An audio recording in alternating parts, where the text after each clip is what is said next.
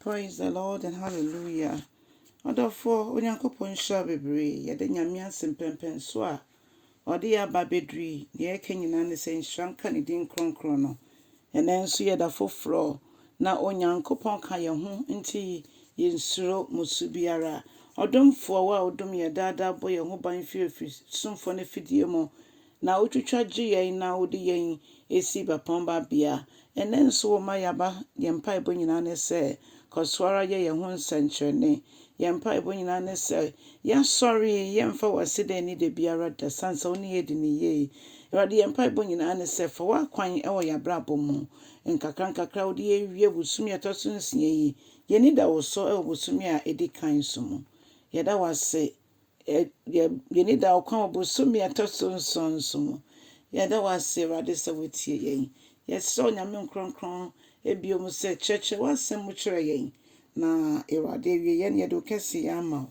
ye da wase bebre wo Yesu Kristo din mu ne ya bo mpaye. Hallelujah. Amen. Odofo mi ma wakwa abane nso de ba uti ase sendwumedi yi so. Ye be fa ya kenkan se mafi Jeremiah etidu nson chichemu nkron kosi du. Jeremiah etidu nson nkron kosi edu. Adofo mi nti Awurade asem. Na onipa akoma eye ɔdaada afo ewa ade nyina mu. Na ensemmone ahyemu ma. Na wan na nim onipa akoma se de sifa etie. Onipa akoma enye kora enema boni ena ahyemu ma. Na onyankopon se na so me Awurade me na mehwehwe akoma nyina mu. Na menim se de obiya akoma mu ne ewo mu. Na me ena mituaka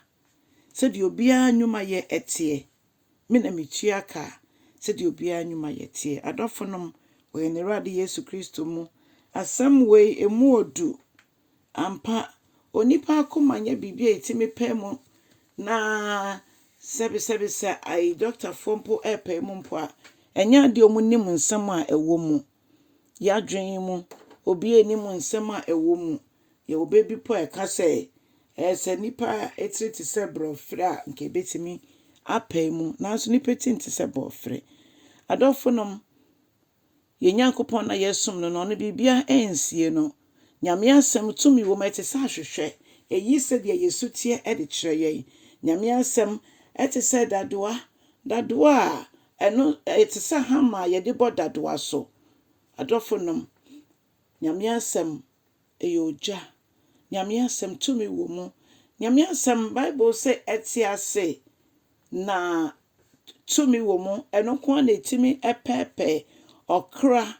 ene ndompe ni enihyehyɛ mu nyina mu tese nyame asem ye adwuma woni pedua yi mu eye adwuma ewo honam ni okra ni honhom ni nyina mu eno nti yekweti nyame asem ona ese yekweti adekese ye gi nyame asem so ye gi adekese nyame asem esiesie yen ema yetimi dwane fi saa boni a etimi hye nipa koma mu mai bonso bi ne wo sere pa na nso na esradwene owo obi betimi adaada obia na odena akwakoto owo ana oseye mu adofonom nyame asem ko na etimi sisa nipa eno nti nyame asem se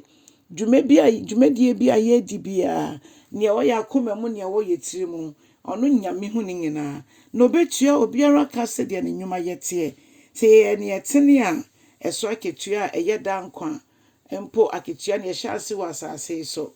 eno na nyame de be ma yen se ye nia eho ntie nso a enye tenene de na eye etimodin ene bonisu ahodo adwene a eho aketua nso no onyankopon de be ma yen na eno nso so aketua ne hyase wasase so agye se ye dwane efiri bone ho ye dwane bone na ye dwane toa